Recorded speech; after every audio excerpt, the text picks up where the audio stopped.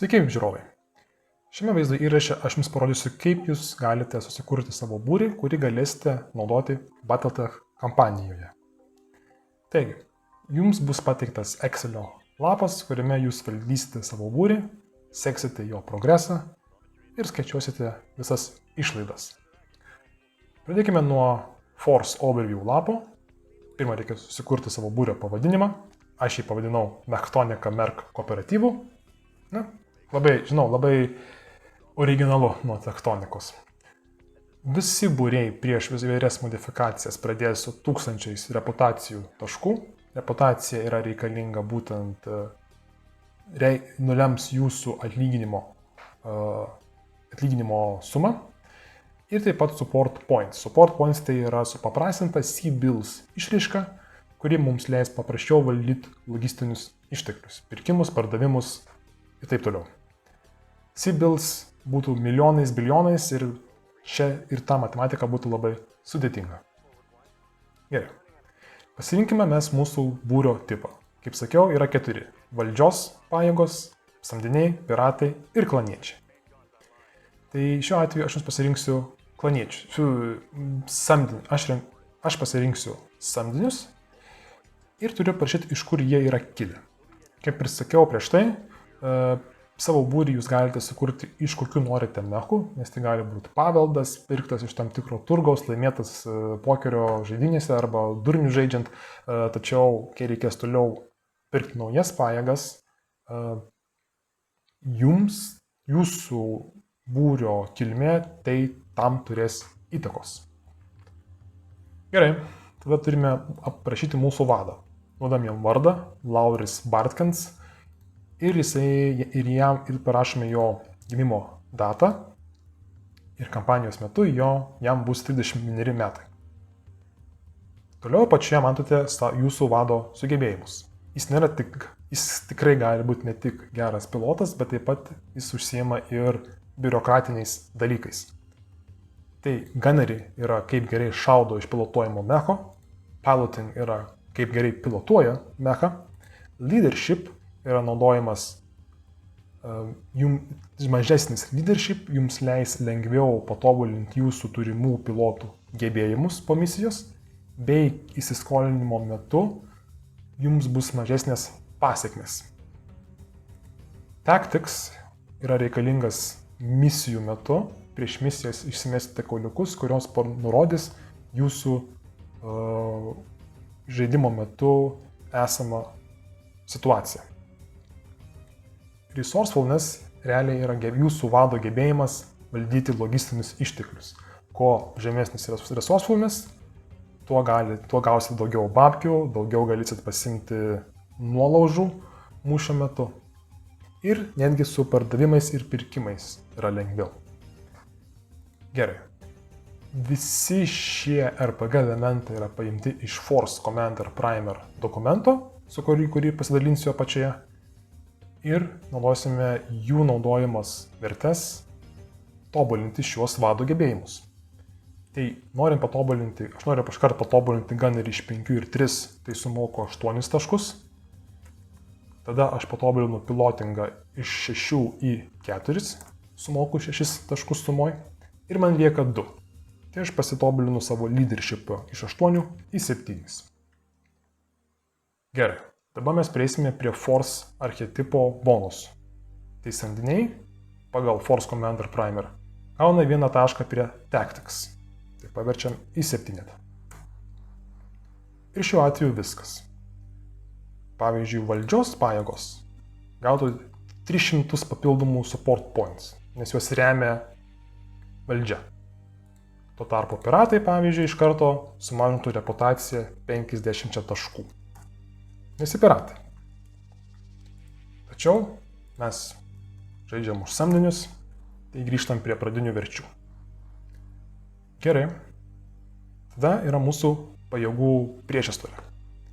Čia yra kaip ir sukurti atitinkami cinkeliai, spices, kas gali įvykti kampanijos metu, būtų jums tam tikrą postumį veikti kampanijos metu. Tai galite, pavyzdžiui, mesti D20 kauliuką ir pagal išridentą numerį pasirinkti atitinkamą atitinkamą priešistorę arba cinkelį vadinamą. Aš šiuo atveju išmečiau 3, tai pasiimsiu defiant. Ką tai reiškia, kad kažkada atlikau kontraktą, tačiau jį aš pažeidžiau, netlikdamas atitinkamų misijų. Nes gal tai turbūt buvo savižudiška misija, arba tai tikrai galėjo lemti mano ir mano būrio mirtį. I'm not getting paid enough to die. Secure Orbit burn. Tokiu atveju dėl sulaužyto kontrakto man sumažinama reputacija 100 taškų, gaunam 900. Tačiau, kadangi tokį drąsų žingsnį pasielgiau, tai mano būrys manim labiau pasitikė. Dėl to mano leadershipas padidėja irgi vienetų. Puiku.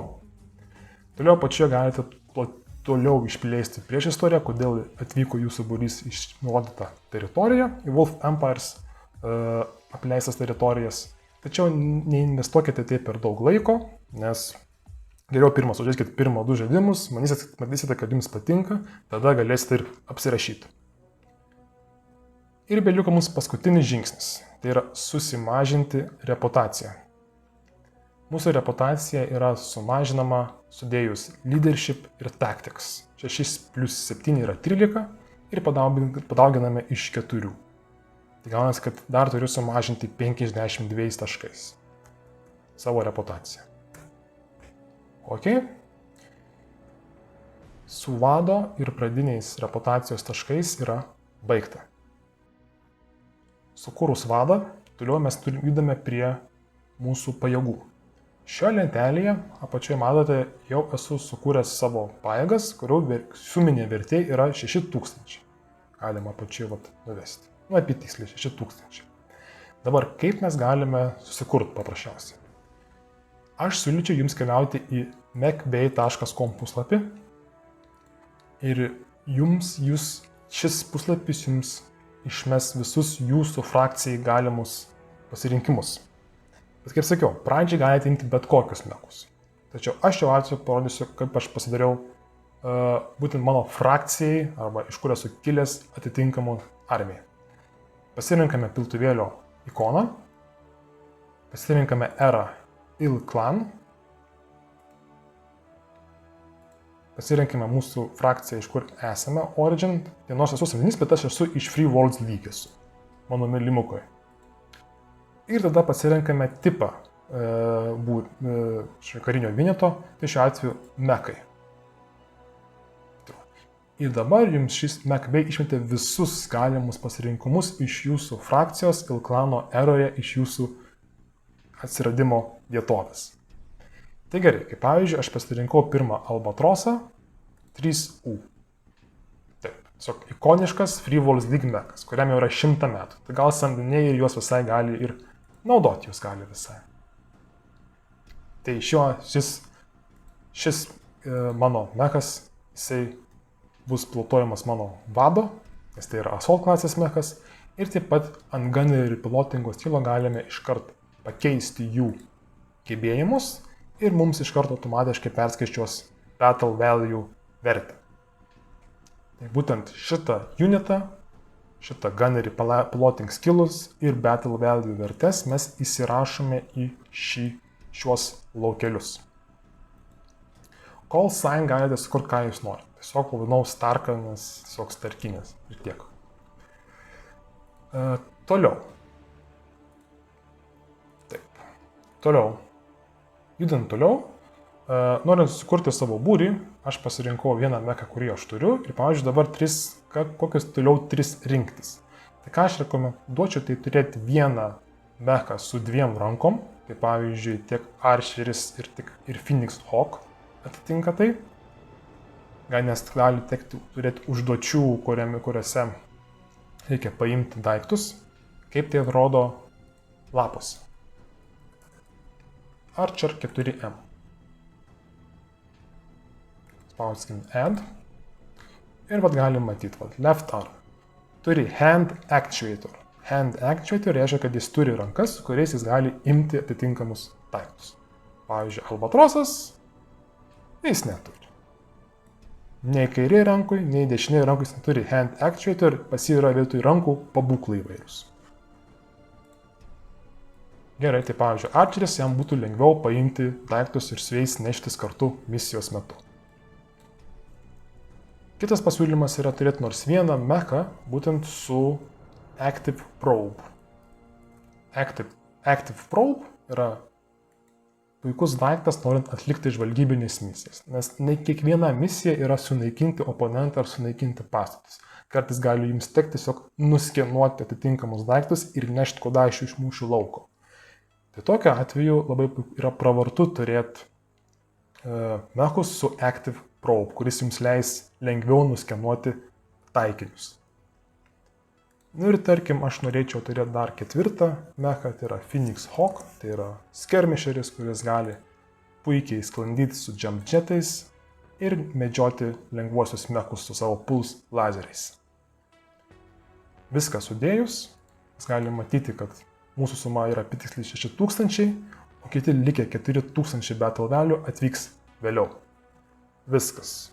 Būrys yra sukurtas, tai reikia jums tik susirasti oponentą, sužaisti pirmajam mūšiui. Sukūrus savo pajėgas, laikas yra ieškotis oponento, sužaisti misiją. Tai ką siūlyčiau pirmiausia, tai yra nueiti į Discordo puslapį, wargamer.lt serverį, surasti Battletech kanalą ir jame parašyti, kad jūs ieškote oponentų. Suradus oponentą, tada reikia nuspręsti, kurioje planetoje vyksta veiksmas ir kas joje vyksta. Tai aš esu sukūręs failą su visomis planetomis, kurios yra apleistos vilkų, kuo jos yra ypatingos, kas su jie įvyko iki šio laikmečio kampanijos būtent. Jeigu, pavyzdžiui, trūksta informacijos arba jums sunku sugalvoti, kas ten vyksta, mielai rašykite į kanalą, mes padėsime tą visą sulipdyti visą tai. Priežastys, kodėl vyksta konfliktas, gali būti labai įvairius. Jeigu esate piratai, gal turbūt jūs užpuolate kažkokią įmonę, gal užpuolate mechų taisymo cechą, ar jūs, pavyzdžiui, jūs pasamdė kaip tik nužudyti arba paimti nelaisvę šios planetos vadą ar valdžios organą būtent. Jūs piratai, jūs užsiimate tikrai nelegalia veikla, kuri ne kiekvienas kėsinasi to daryti. Jūs kitaip nežinote, ką daryti. Pavyzdžiui, samdiniai gali būti imami, kad jie sudarė kontraktą šioje planetoje apginti, pavyzdžiui, vandens gryninimo aparatūrą, nes tai yra ganėtinai labai svarbus objektas planetoje. Gal turbūt jūs turite eskortinti tam tikrą svarbų asmenį.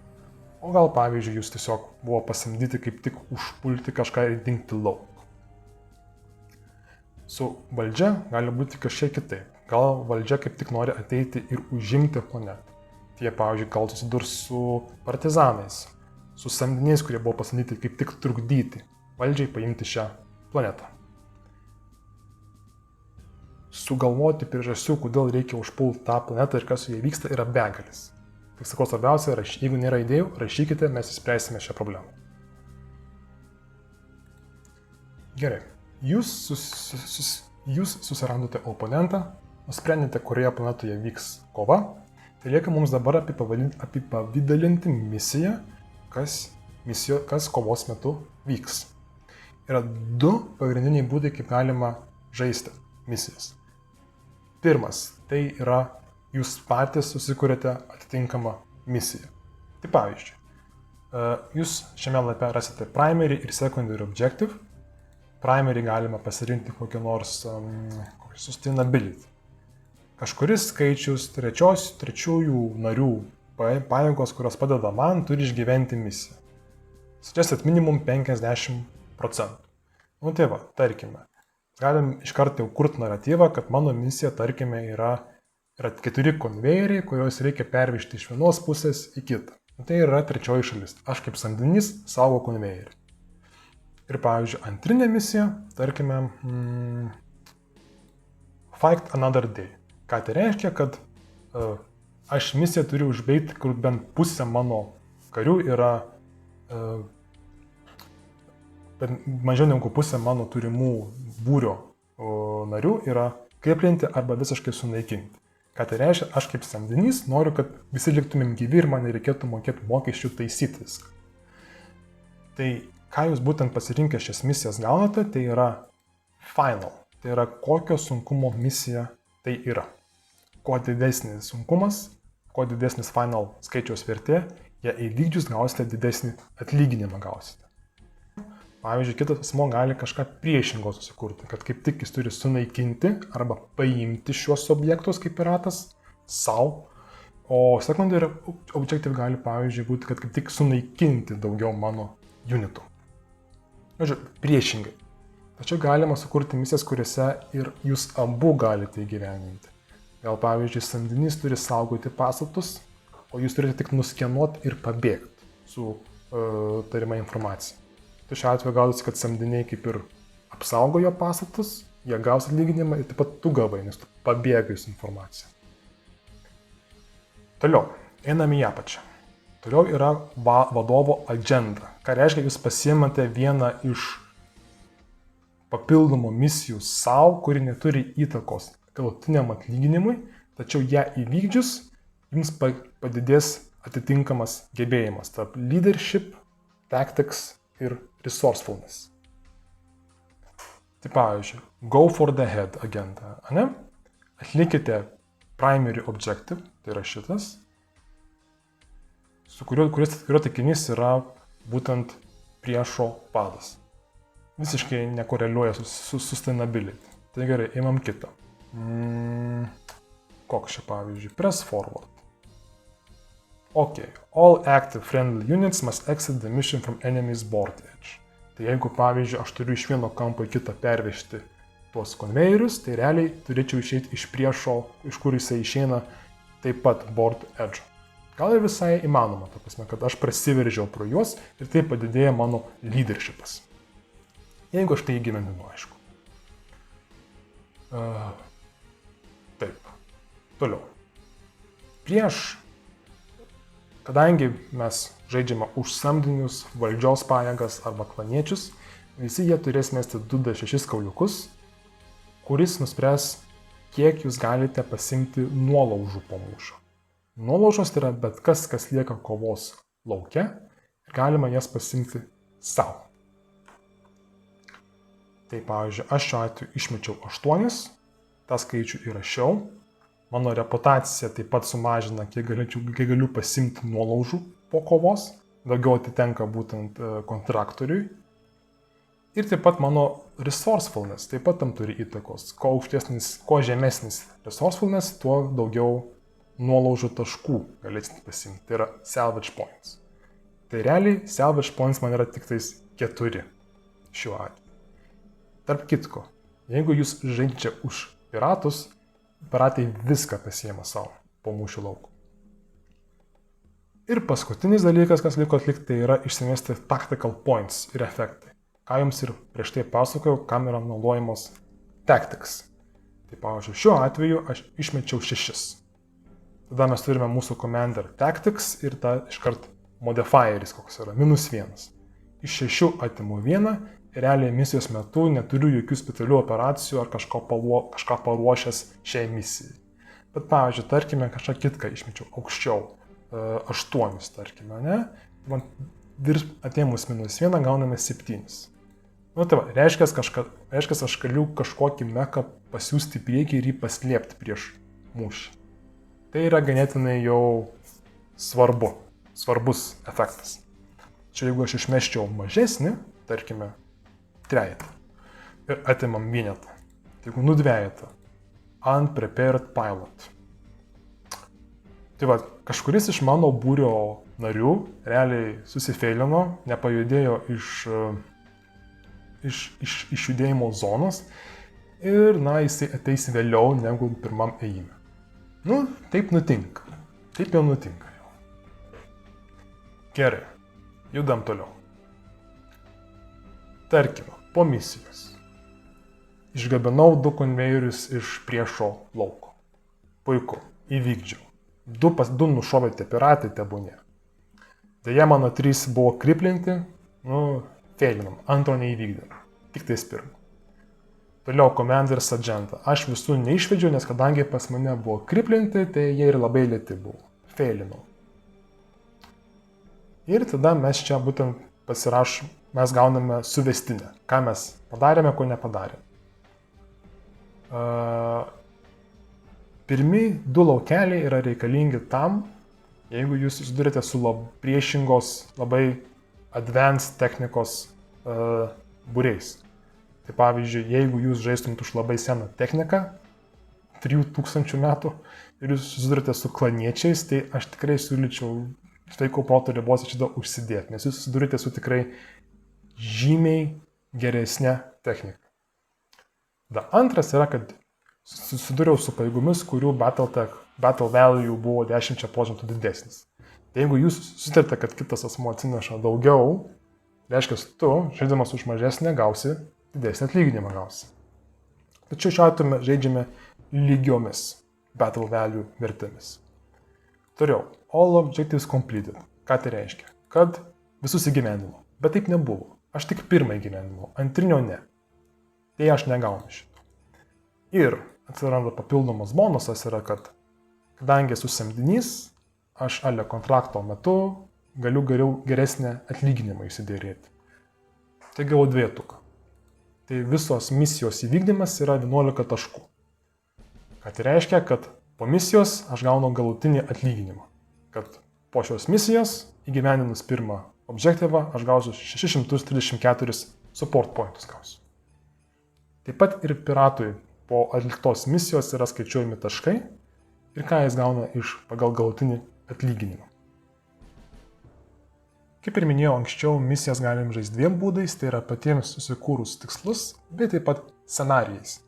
Norint žaisti scenarijais, mes prie primary objective skilties pasimame scenario pasirinkimą ir naudojantis backspace ištriname visus secondary objectives laukelius. Tai scenarijai tai yra bet koks pasirinktas iš anksto sukurtos misijos naudojant Instant Action misijų paketą, Death from Above Wargaming misijų paketą, ar netgi oficialus Catalyst Games scenarijai. Scenarijų metu pralaimėjusysis atlyginimo skaičiuoklės skiltyje visada gaus 7, o įgyvendinę užduotis dar plus 7, tai yra 14. Pavyzdžiui, matot, pasirinkus failed skiltį, aš surinkčiau tik tais 8, 7 plus 1. O atlikus succeeded, kaip samdinys, dar prie tų prideda 7, tai jau būtų 15 visos įgyvendintos užduotis ir esu pats samdinys kaip kontraktorius. Turintis kontraktą atlieku užduotį ir gaunu atitinkamą atlyginimą. Gerai. Įvykdėm misiją. Viskas. Jeigu jums, pavyzdžiui, nepatinka kampanija, jūs galite sakyti, man nepatiko, viso gero. Tačiau jūs užsikabinot ir jums patiko, judam toliau. Tai va. Einam į salvage claiming. Lapą. Tai kas nutiko? Nutinka taip, kad mes ridename salvage point kauliukus. Kiek mes gausime taškų? Gauname 4 salvage pointus. Ką tai reiškia, kad juos po misijos mes juos galime ištaškyti, susirinkti įvairias nuolaužas. Tarkime, po piratų sudūrimo liko 2 mechai. Labai jau advanced locustas ir labai senas marauderis. Mes būtent galime pasirinkti, koks tai yra mechas, ar tai yra tankas, ar tai yra battle armor, kurį galime surinkti kaip nuolaužas. Tačiau šiuo atveju turime tik 2. Vieną sunkųjį mechą, kitą light mechą. Kuo skiriasi tai? Tai skiriasi tuo, kad didesnius mechus ar combat vehicles yra sunkiau pasimti savo pagal kontraktą. Kadangi aš turiu labai mažai taškų, aš net negaliu paimti to marauderio. Tas marauderis atitenka kontraktininkui atitenka. Aš galiu pasimti tik tais lokustą galiu. Tačiau yra 2 būdai. Aš galiu arba jį parduoti, arba jį pasilikti savo. Jeigu pasilieku keep, tai reiškia, šitas lokustas nueis į mano būrio sandėlį. Ir jį reikės man sutvarkyti ir sutaisyti reikės. Tačiau jeigu noriu parduoti, jisai paims tavo battle value vertę ir ją padalins per pusę. Čia visi geltoni laukeliai reikia patiems įsirašyti šias vertes. Kaip pavyzdžiui, galite matyti, kad kai aš parduodu šitą lokustą, vietoj 700 aš gausiu 350 ir mano naujas balansas bus 3350. Aišku, dar reiktų pridėti ir ką gavau iš misijos. Kitas atvejis tai yra, jūs galite parduoti ir šitą logos sugrąžinti buvusiam žaidėjui buvusiai. Jis tiesiog sako, žiūrėk, aš nupirksiu didesnę kainą, ar 0,6 ar 0,5%. Ir atiduokit jam tą logos, jis nupirko iš karto. Toliau, tarkime, mes jokių nėra mechų. Ir tai sunaikinti tankai įvairūs, kiti unitai. Ir realiai kas iš tų, sakant, salvage pointų reikšmė kokia yra, jeigu realiai nieko laukia nėra vertingo paimti. Po tokio atveju, kaip sakant, kaip būna su labai sugedusiam mašinom, kurie keliauja iš rotą, pasižiūrim, kas liko, ar liko kažkokie sensoriai, ar liko kažkokie varikliai nepažeisti, ar tam tikri ginklai nepažeisti liko. Ir tiesiog susirenkam ir parduodam už kažkokias vietiniam šrotui pasimti už tam tikrą kainą. Tai pavyzdžiui, jeigu koks nors liko mechas, buvo koks nors tankas su 4 medium lazeriais, galim iškart paimti 4 tos lazerius ir atiduoti į vietinį šrotą parduoti. Ir gaučiau papildomą 100 SP išnaudojus tuos nuolaužų taškus. Jeigu jums atrodo, kad tai būtų labai sudėtinga, dar kartą primenu, kai aš atvykstu vieną kartą į mėnesį pažaisti, jūs galėsite kartu apsitarti arba užduokite klausimus Discordo serveryje. Gerai. Susitvarkime mokesčius, susitvarkėm salvadžą. Dabar liko prieš paskutinis dalykas, tai yra reputacija yra. Tai va.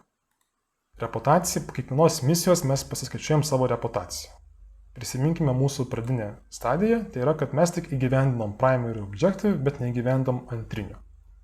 Gerai, judam toliau. Reputacijos efektai.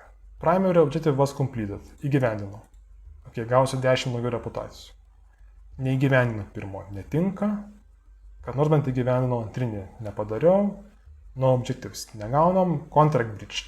Čia yra labiau, kaip sakant, naratyvinis dalykas, kad pavyzdžiui, vietoj to, kad ten atlikti misiją, pavyzdžiui, tu palikai tos konvejerius ir kažką ėjai gaudyti. Gal turėjai vendetą ar norėjai kerštą įvykdyti.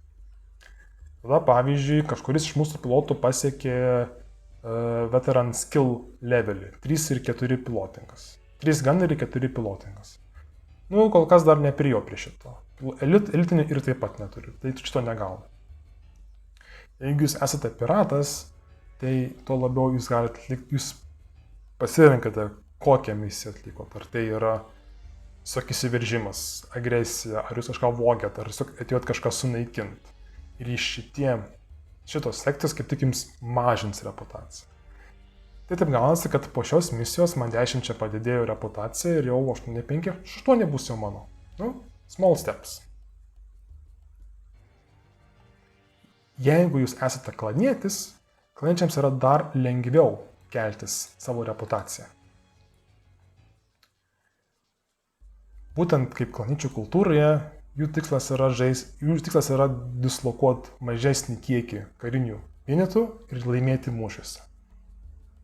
Tai jeigu jūs laimite su mažesniu battle value armija, jums reputacija iškart didės. Pavyzdžiui, klaniečiai nenaudoja fizinių atakų. Irgi gautume papildomas reputacijos. Kažkuris iš jūsų, pavyzdžiui, panaudoja fizinę ataką, nors neturi. Gautumėt minusą. Niekas nepasitraukia, būtų bonusas.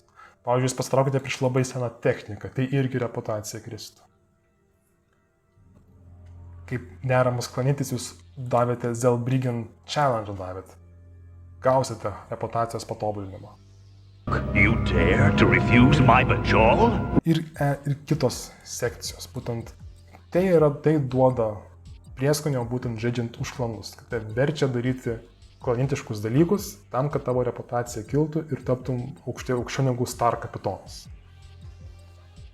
Gerai, atlikus reputacijos skaičiavimus, mes pereiname prie taisymų. Šiame pavyzdėje jūs galite matyti po mūšio atrodančius mano mechus. Turime sunaikintą Albatrosą su XL engine'ais mano piloto, Mabado. Tada turime kriplintą Phoenix Hawką, absoliučiai sunaikintą O-Scoutą per centrą ir turime kažkiek pažeistą Archerį. Ko tai yra svarbu? kuo yra sunkesnė būklė meko, tuo daugiau kainuos jums jūsų taisymas. Ką tai reiškia? Ok. Mes visi pasirinkimai yra iš jūsų reference sheeto. Turime Albatrosą, Phoenix Hawką, Archerį ir Ostkautą. Yra 4 pasirinkimai. Jeigu žoltas tik tai išoriniai šarvai, kaip Archeriui, tai renkamės mes External Armor sekciją. Phoenix Hawksas yra kriplintas. Albatrosas yra sunaikintas. Tai tuo atveju Phoenix Hawksas būtų crippled, o Albatrosas destroyed mech. Dėl Ostkauto yra ypatinga situacija. Jis taip pat yra sunaikintas kaip Albatrosas, tačiau jame yra sunaikinta centrinė vieta. Ką tai reiškia, kad mechas yra sunaikintas nepataisomai. Tu daryk, ką nori, viskas, tu jo nebegali sugrąžinti atgal į mūšį, jis pasirinktas detalės, nuvežk iš rotą ir susigrąžink tos salvage pointus kažkiek tolimesniems taisymams. Viskas. Tai mano atveju Ostkauto net nėra verta taisyti ir mes tiesiog jį išimam lauk ir jisai dings iš mano būrio. Taip. Ir ką mes galime matyti, pavyzdžiui, kad kokia bus mūsų kaina taisymo. Kadangi beveik visas gautas atlyginimas bus išleistas taisymui. Samdinio gyvenimas. Taip. Taip pat, kalbant apie, jeigu jūsų kariai, jūsų būrio nariai naudoja amuniciją, kaip long range missiles, short range missiles ar autocanonus, tai jie turi pas save sekcijas, kuria yra sunaudota tam tikra amunicija. O, Archeris, pavyzdžiui, ne, aš naudojam dvi amunicijos kanistrus sunaudojam 2. Tai vat už kiekvieną, jeigu mes norime kiekvieną sekciją paversti vėl pilna, turime sumokėti 10 support points, turime sumokėti. Tai šiuo atveju noriu aš papildyti 2 sekcijas, tai man reikia sumokėti papildomai 20 support pointų, kad grąžintumėm atgal į pilną kanistrą amunicijos. Na ir apačioje turime išrašą. Man pataisymas kainavo 600 spam, kažkur dar 20 sugrąžinta amunicija atgal ir nuo gautos sumos atimam gautą išlaidų kiekį. Ir kaip sakant, matom, jeigu ne gautas mūsų paycheckas, mūsų atlyginimas, kiek gavom, 634. Na tai realiai galų gale gavosi taip, kad netgi kažkur 30 minusą net nueičiau aš net. Toliau. Jeigu nutinka tokia situacija, kad jūs žaidžiate su peisininkas ar Battle Armor, tai šiuo atveju gautųsi taip, kad jums reiktų juos gydyti. Pilotų sužalojimas vyksta tada, kai jie gauna į galvą. Pavyzdžiui, Archeris gautų medium laserį į galvą, aš turėčiau iškart pažymėti vieną laukelį, kad šiek tiek gavosi konvulsija arba gavo knockoutą į galvą pilotas. Ir jį reikia gydyti, Galiu jo negydyti, jis gali toliau būti sužalotas. Bet pagal taisyklių knygą Commander Primer, tai per mėnesį jie nemokamai pasigydo 2 laukeliais. Tai kaip sakant, jeigu jūs gavote iki +5 galvos sužalojimų, kitoje misijoje jie bus pasigydę. Bet jeigu jau bus daugiau, tai yra kitas variantas. Tada jums iš lėto reikės gydytis. Arba galite iškart gydyti visus, pavyzdžiui, 5 laukelius ir aplainam šitą mūsų norą nusipirkti gydymą ir matysite, kad tik 300 sumokate, nes 2 jums nemokamai pagydo, o likusius 3 reikia sumokėti už jį. Viskas čia yra automatizuota, tai jūs geriau tiesiog surašote, kiek reikia pagydyti tam tikrų sekcijų, tam tikrų critical vietų ir jums apskaičiuos su reikalinga suma, kurią reikia sumokėti.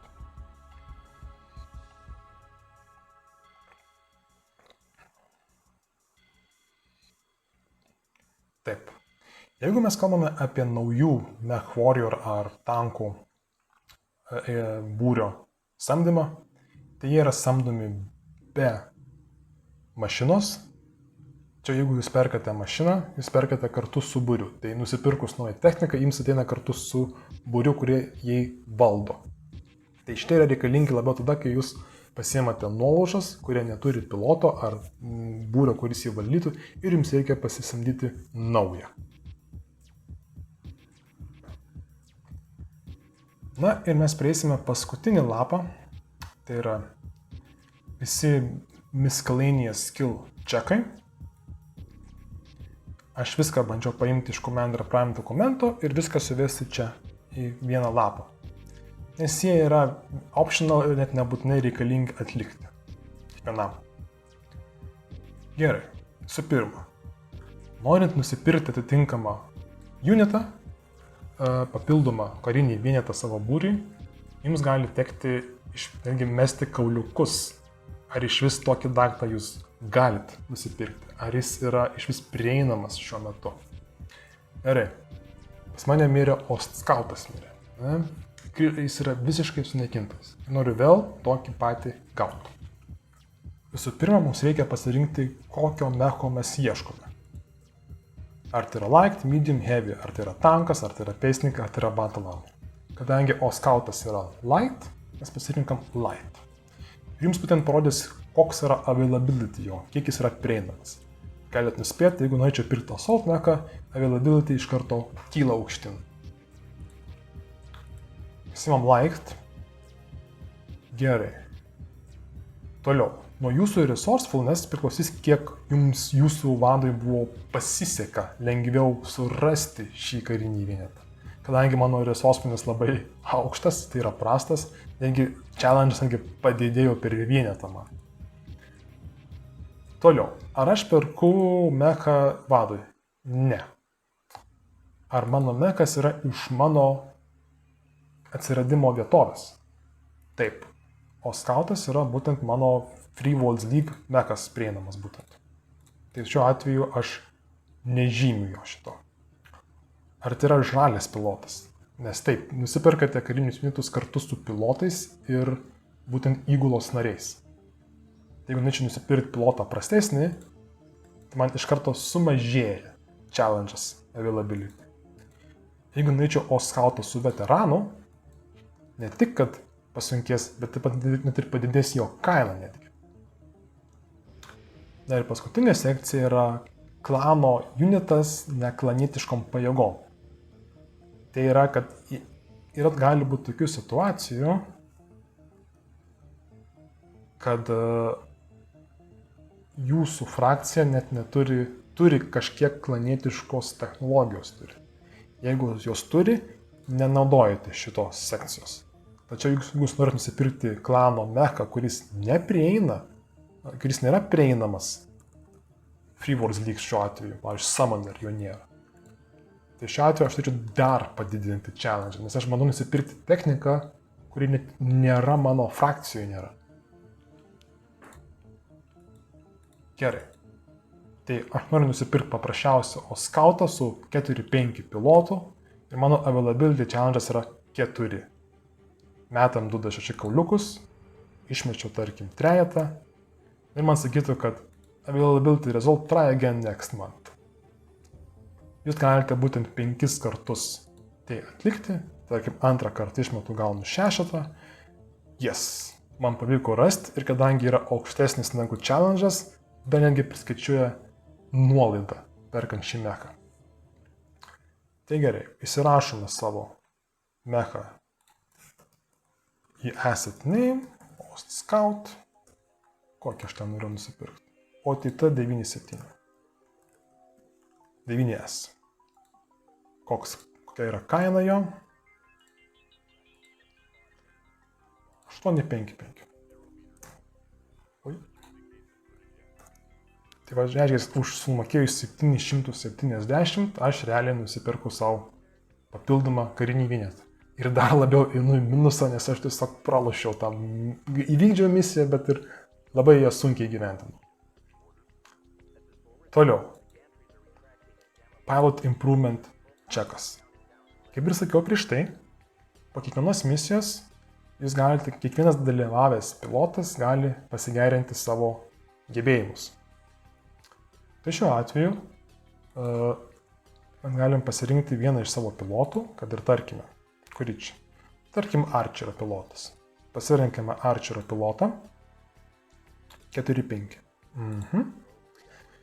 Ir aš noriu pagerinti jo gunnerį iš 4, o kitas būtų 3. Tai su mano leadership skillu man reiktų išmesti 10 arba daugiau. Tai jeigu išmesčiau 8, negalėčiau. Išmesčiau 10 ir daugiau, liuks, jau galiu. Bet tarkim, aš norėčiau pagerinti pilotingą. Kad būtent iš 5 į 4. Žymiai paprasčiau iškart. Pem šansas realiai. Jeigu pavyzdžiui savo komanderio skillą pagerinti, tai yra gunneris. Mano yra 3, reiktų pasiekti 2. Reiktų 11 išmesti. Tai yra ganėtinai sudėtinga situacija ir gal geriau aš galiu bandyti mest, bet tai bus labai mažas šansas. Jei pavyks, okei, liuks, puiku, tačiau ne visada tai mums pavyks. Kiekvienam pilotui galite pagerinti po vieną gebėjimą, po vienos misijos. Tai yra vienas bandymas kauliukų metimo. Toliau. Yra pardavinėjimas. Taip pat gali nutikti situacija, kad jums gali tekti parduoti savo karinę ekipuotę. Tai tuo atveju mes pasiimam selling asset laukelius, pasirenkame, kokį mes norim būtent karinį vienetą parduoti. Tarkime, aš kažkur parodau atlasą, įrašome jo BV vertę ir iškart mums parodys jo kainą parodys mums. Šiek tiek parduosime. Tai ką mes padarome, mes pasirenkame mechą, tai šiuo atveju būtų Assault klasės. Toliau iškart skaičiuojamas yra tavo resourcefulness atvirkščiai. Toliau, ar šitą mechą pilotavo pilotas, tavo vadas? Ne. Ar šitas mechas yra iš mano būtent frakcijos? Yra jisai šiaip. Ar jį pilotavo šalės pilotas, ar jį pilotavo veteranas, tarkim veteranas pilotavo. Ir ar tai yra klaninis unitas? Ne, tai nėra klaninis unitas. Ir ar tai yra pilnai pataisytas? Taip, tai yra pilnai pataisytas. Kas tada nutinka? Tarkim, mes galim išmesti 5. Ne? Kodėl mes matome kauliukus? Kauliukus mes matome tam, kad brangiau parduotumėm atitinkamus mechus. Tai šiuo atveju mes tiesiog išmesdami 5 turim išmesti virš 11, kad parduot brangiau. Tai šiuo atveju, jeigu aš išmesčiau 12, taip, 5% brangiau parduočiau tą atlasą. Čia tarkim kokį nors light unitą, kokį nors, nežinau, tą patį Ostscoutą, kurio BV yra kažkur 848, man atrodo, prisimenu. Tad jį brangiau parduoti išsiderinus būtų žymiai lengviau būtų. Toliau. Kampanijos metu gali nutikti įvairios situacijos. Pavyzdžiui, prasiskolinsi. Gausi labai daug salvage taškų išmesdamas 12. Padidini savo reputaciją iš 900 kažkur iki 1050. Kažkas bandė nuversti tavo būrį, kai patekai į skolas. Įvykdai visas užduotis ir neįvykdai nei vienos užduoties. Tad šitas situacijas įsigyveninant vieną kartą kampanijos metu ir jas pasižymėję, jums pagerėjo atitinkamas gebėjimas. Tai šiuo atveju, jeigu aš nieko neįvykdyčiau, man padidėtų taktikos per vieną laukelį.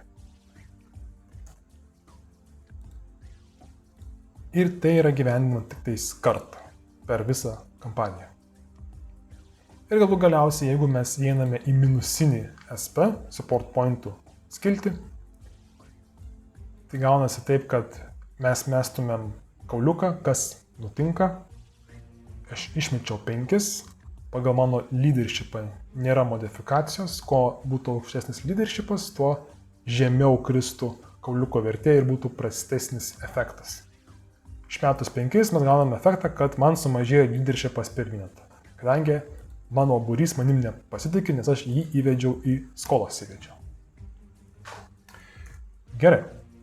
Tai tokiu atveju,